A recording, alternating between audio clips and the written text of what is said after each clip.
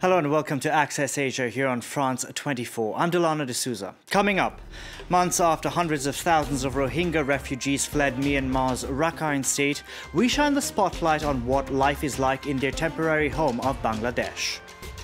3 years after an earthquake in Nepal killed around 9,000 people, the scars of the tragedy still linger. And pétanque may have its roots firmly in the south of France, but the sport is all the rage over in Thailand. We'll tell you why. But first, we begin in Bangladesh, where for months, hundreds of thousands of Rohingya refugees have been living. This following the army crackdown in Myanmar's Rakhine state last August. An estimated 700,000 people fled the region, and a majority have settled in refugee camps. Some ordinary Bangladeshis, however, have stepped in to provide a helping hand. Yen Ali has the details. A safer place to call home. This Bangladeshi farmer opened up his land to over 70 Rohingya families fleeing violence and persecution in neighbouring Myanmar.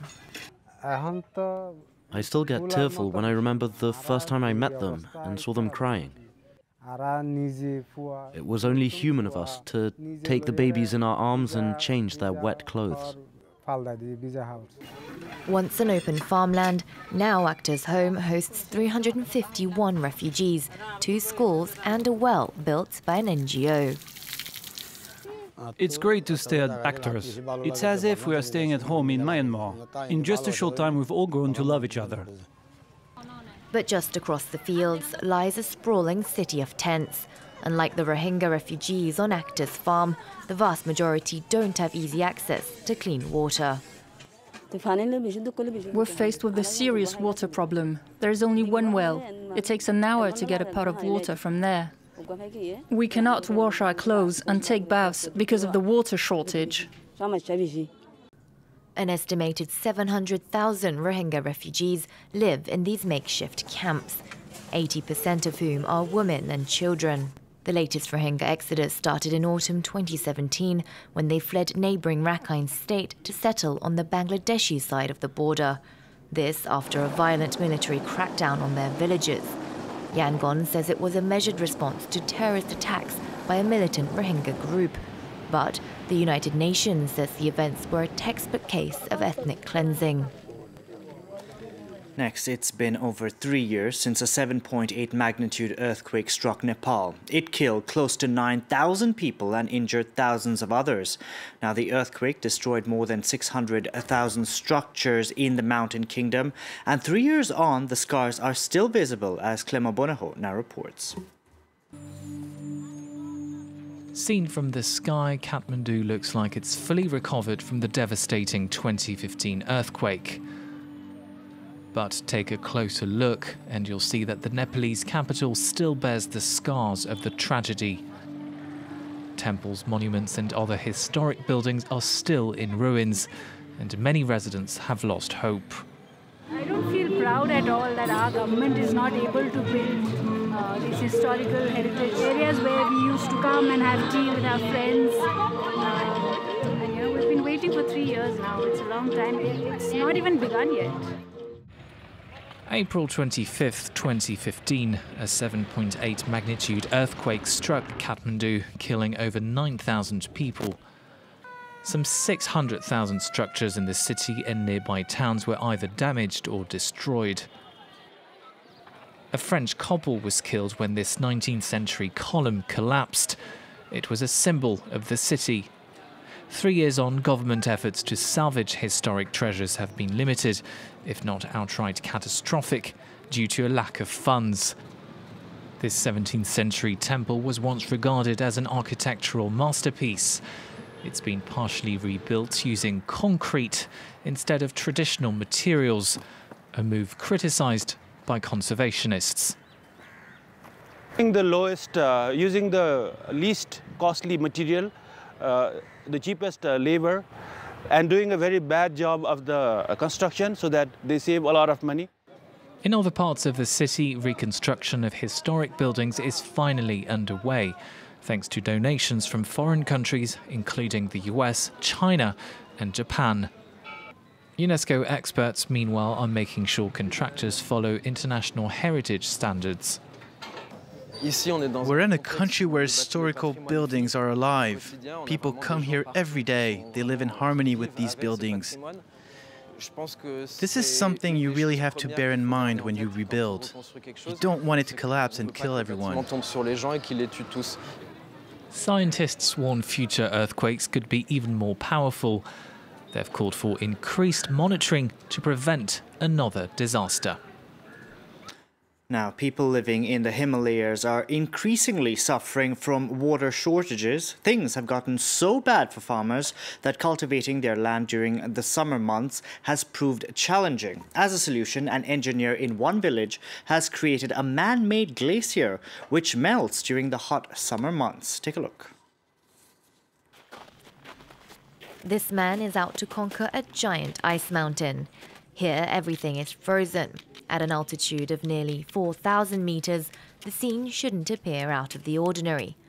And yet it is. Solid ice. Very good. Like a real glacier. This glacier is artificial.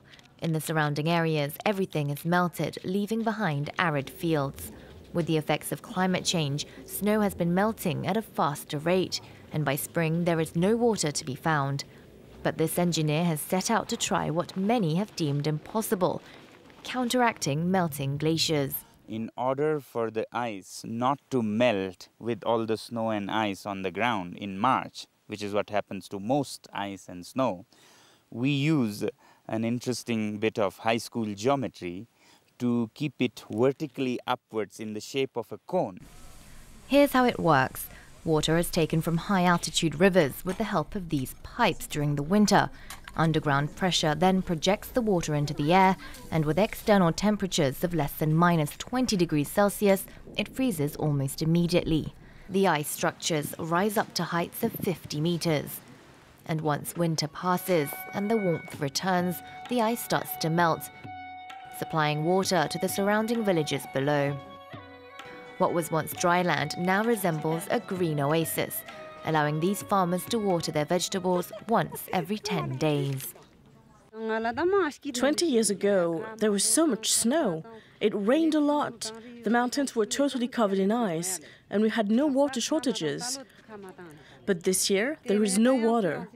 Without the artificial glacier, we couldn't grow anything.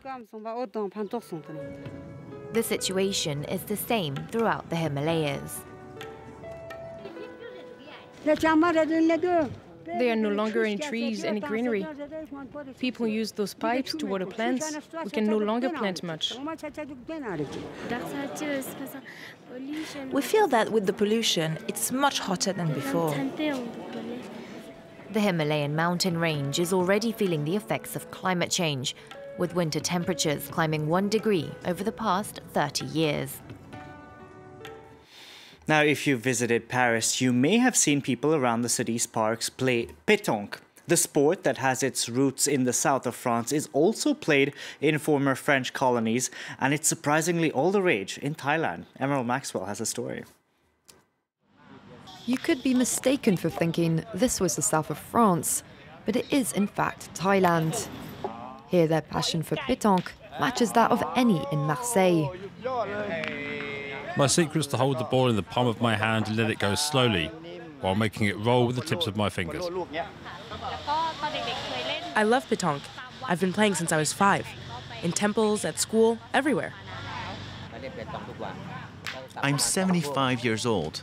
I play pétanque every day. It keeps me fit. I think it even makes me look younger. It was the Queen Mother who first introduced Thailand to pétanque in the 1950s, when she brought it back with her from a stay on the Côte d'Azur. Since then, it's become a national sport. With more than 2 million fans, TV shows to spot young talent. And then there are the competitions. Bangkok is hosting the national championships. Sarabut, known as Jack, is at 29, one of the best players in the country. He's leading. He's the best I've seen this morning. Pétanque is his whole life. His wife and son come to every competition. Pétanque has given me everything. It's what funded my studies. It also gave me a family. I met my wife at a pétanque competition. The appetite for pétanque in Thailand is insatiable, so it's perhaps unsurprising that the Land of Smiles is also where the balls are made. This factory outside Bangkok is the market leader, and this is the busiest time of year for it. Some 50 workers make balls of carbon and stainless steel, but before they go to market, they have to pass the ultimate test. It's in very good condition. There are no cracks. It's not broken. These balls are primarily for export, and their biggest clients are French. This is the most expensive balls for decathlon. It's stainless steel models, and then it's meant for competition. Sales of pétanque balls are growing year on year, and the passion for it in Thailand shows no sign of waning. At the World Championships last year, Jack and his team beat France. That's it for this edition of Access Asia. From all of us on the team, thank you very much for watching.